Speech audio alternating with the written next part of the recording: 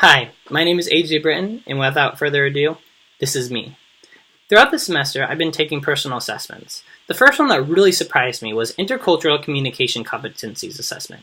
I actually scored a lot lower than I thought I would in each of the areas except for one, the Motivational Cultural Intelligence. I believe I scored higher in this category, mainly because while I haven't been exposed to other cultures, I'm really willing to be so.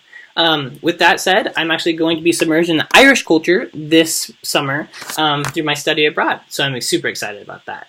The next assessment was the online and offline self-disclosure. I was not really surprised by my scores because I'm a lot more offline than I am online. I don't go online very often, but when I do, I'm very vulnerable in both, so I'm not surprised I scored above average still in terms of self-disclosure in each one. With that said, follow me at AJ Britton 27. The next thing was emotional intelligence. I was kind of taken back because I scored below average on adaptability, but I scored above average on stress management, which in my head should have been flipped because I do struggle with anxiety, but I do feel like I am a good problem solver and I can adapt to many situations. The next is family communication patterns assessment.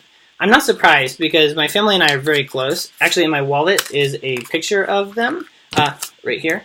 And we just are really open to each other. And with that said, it's not surprising that we communicate in a consensual fashion. The last thing was confirming and disconfirming communication.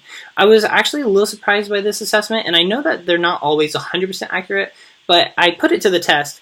And one of my close friends that I kind of put to the test on this assessment scored below average in terms of confirmation and then scored above average in disconfirmation. I really do want to look a lot more into that because I think it has some truth to it, but I'm not quite sure.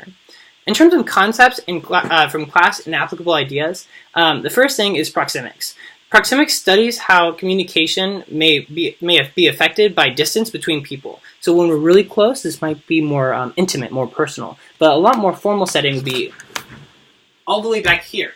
And then even 12 feet or more is actually more the public setting. So like that would be between a teacher and a student. I just found that very interesting. And while I use it daily, I'd never really thought about how it affects the relationships between myself and between others. And then the idea that information overload is a real thing wasn't surprising to me because when I'm talking to other people and it goes just so heavily throughout the day, my brain kind of does this. It's just kind of made me sit back and think like, how am I able to really process others' information that I'm getting, both in the workplace and both in my private life, and kind of categorize it to the point where I can really prioritize the information that I need, and then I kind of ignore or put on the back burner the things that I don't really need to know. The next thing is family communication through patterns and systems. I mentioned this in my my Module 3 journal reflection, that the family systems theory is actually really interesting to me, and the idea that you're more than the sum of your parts, and that all the family members are interdependent, meaning that like when one thing that one person does affects the rest of the people. I found that very interesting, and I enjoyed kind of going into that idea, and I would love to see how like my relationships affect specific other members in like the subsystems, and how like my relationship with my brother might affect my mom.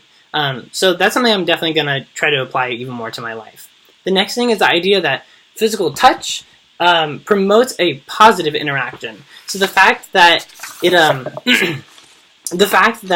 when you're talking with someone, even in a more of a professional setting, if you maybe like you do it in an appropriate manner where you like put your hand on their shoulder and just talk to them, it makes them feel safe and secure. It makes it feel like the bond is a little bit more close and makes them more apt to listen to what you have to say.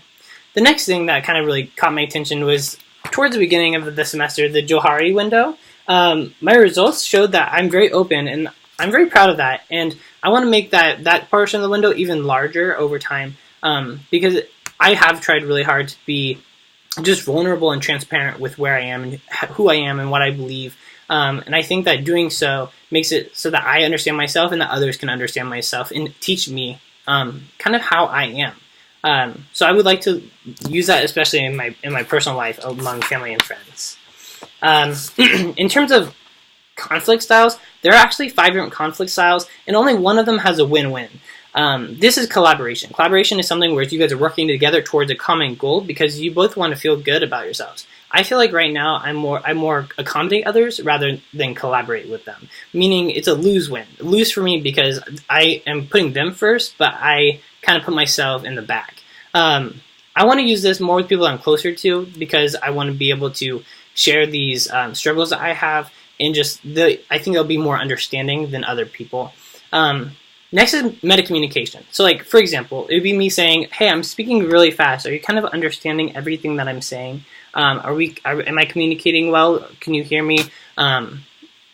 Are you understanding what I'm just saying in the way that I'm trying to say it? That's metacommunication. It's communication about communication. I think this is super important, and I would love to use this in the workplace because it'll show my boss and others around me that I care about them and I want to strive to do better. The next thing is language of responsibility. This is we, you, I statements.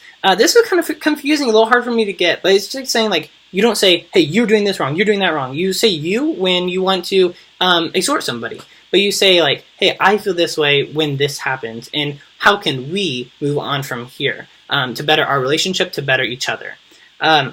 Then is common tendencies and perceptions. One idea that I learned about was that we are influenced by the obvious. So the thing that stands out the most, the thing that just like hits us the most, not even if it's not the most important, is what kind of captures our attention, and we're kind of revolved around that. So the thing that that I would like to use in the workplace is like not to just get upset with my boss if something happens, because it could be something that like a corporate policy that was put in place that I just didn't even realize, and then I'm taking it on my boss. So it'd just be able to help me work and see everything in a more of a holistic perspective. And then the last thing that I'll talk about is that thoughts kind of cause feelings.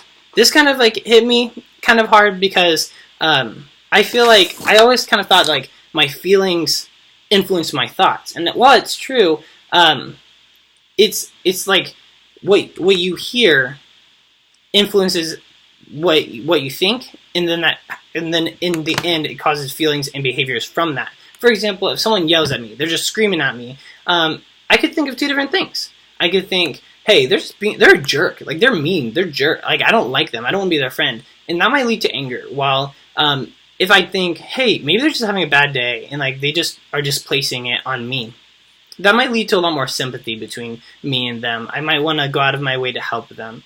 So with that said, I've learned so much. I know I'm a little bit over time, but it was well worth it because I enjoyed talking about this. I feel like I've learned a lot. So I just want to say this is me, and thank you for listening.